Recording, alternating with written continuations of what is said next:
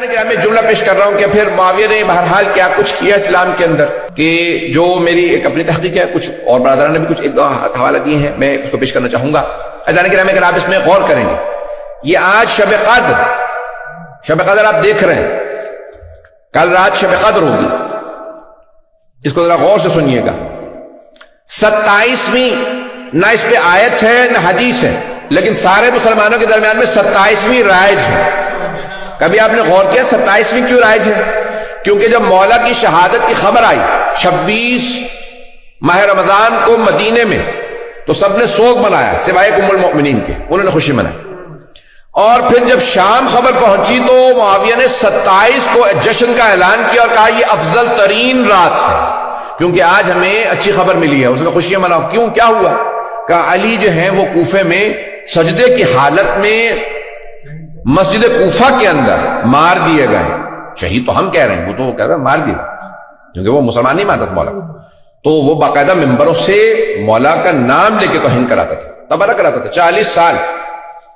عزیزان گرامی، جس نے ابھی میں نے صرف اس کے بدعتوں کا باب ہی نہیں کھولا، یہ جو ہمیں قوم مقدس میں میرے بہت بڑے بزرگ استاد کا پچھلے سال انتقال ہو گیا کورونا میں، شیخ جعفر الحادی، بہت بڑا تاریخ کا نام ہے، اور یعنی انہیں ایک ایک امام علیہ السلام پہ، وہ کہتے تھے صرف امام صادق پہ میرے پاس 50 سے زیادہ کتابیں جو میں نے پڑھی، ایک ایک امام علیہ السلام، اور بعض اوقات ایک کتاب ہی 16 جلدوں کے اندر ہے، یعنی بہت بڑے محقق تھے تقابل ادیان کے اندر۔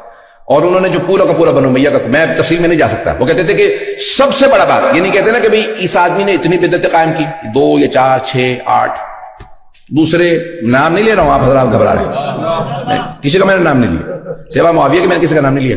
اگر آپ نام لکھیں گے نا اس آدمی نے اتنی بدعتیں کی، اس نے اتنی بدعتیں قائم کی اسلام میں، کس نے اتنی بدعتیں تم بتاتے ہو، آج ہم بتا دیتے ہیں، پتہ نہیں لوگ ہیں یا نہیں۔ آپ لوگوں نے کہا رکھا بھئی یہ بدعتیں، تو بدعتوں کے باب اگر اٹھائیں، تمہارے استاد کہتے تھے کہ سب سے زیادہ بدعتیں اسلام میں جس آدمی نے قائم کی اس کا نام ہے معاویہ ابن ابی سفیان، سب سے زیادہ، جس کے اندر پہلی 27 ماہ رمضان کو شب قدر ڈکلیئر کرنا، دوسری بدعت قرآن سے بسم اللہ کا نکالنا۔ آج تک بھائیوں کے ہاں کوئی بھی سورہ پڑھ لیتے ہیں لیکن بسم اللہ نہیں پڑھتے، کبھی آپ نے سوچا کیوں؟ بتا دیتا ہوں، جناب امیر کی شہادت کے بعد جب معاویہ آیا مدینے، آنے کے بعد کہا میں نماز پڑھاؤں گا، نماز پڑھائی اس نے بغیر بسم اللہ کے، سارے کے سارے جو بھی صحابہ رسول موجود تھے سب نے شور مچا، کہا معاویہ حل سرقت صلاتم نسیت الفاتحہ، کیا تو نے نماز میں چوری شروع کر دیا، یہ تو فاتحہ تک بھول گیا۔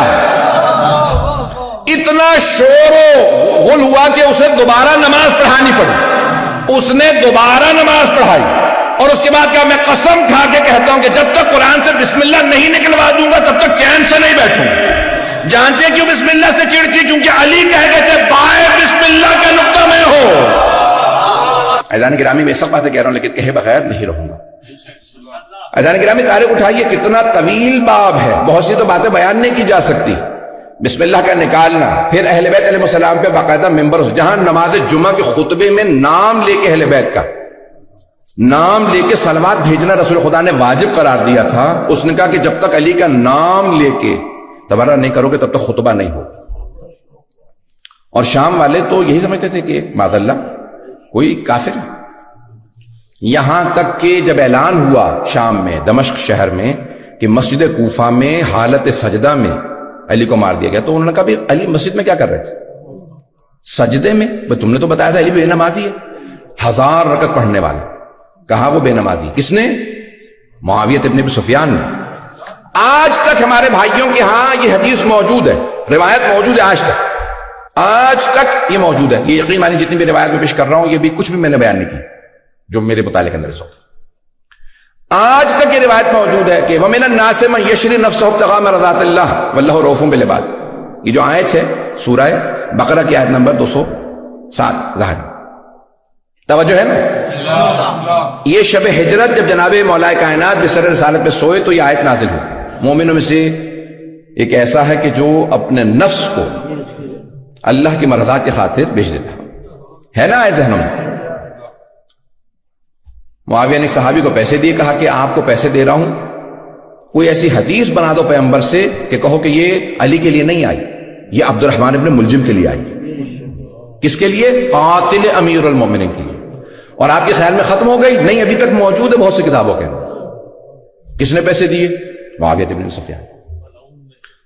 عزیزان گرامی تو کچھ بھی نہیں ہے جو اس نے باب قائم کیا اہل بیت کے بغض کا، نفرتوں کا، اور پھر یہاں تک کہ مولا حسن کو زہر دیا۔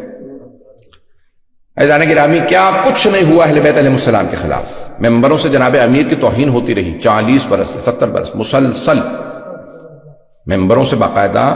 واحد ایک صوبہ تھا پورے کے پورے حکومت اسلامی کے جس کا نام تھا سیستان، یہاں سے آسیستانی سیستان، جس کو کہا گیا بعد میں پھر سگستان۔ سگ کہتے ہیں کتے کو، یعنی یہ کتوں کا صوبہ ہے کیونکہ یہ علی کو تبرہ نہیں کرتے۔ واحد صوبہ تھا جس میں مولا علی علیہ السلام کا کہا نہیں ہم علی پہ تبرہ نہیں کریں، سگستان کہا گیا۔ پھر وہ عربی کے اندر کوئی گاف نہیں ہے تو ہو گیا سجستان، پھر بعد میں سیستان۔ توجہ ہے؟ مجھے پتا لوگوں کو سامسونگا رہے گا ابھی۔ عزیزان گرامی تاریخ بڑی تلخ ہے، اگر آپ اٹھا کے دیکھیں تو جناب امیر علیہ السلام کے خلاف بے انتہا مظالم ڈھائے گئے، بے انتہا مظالم۔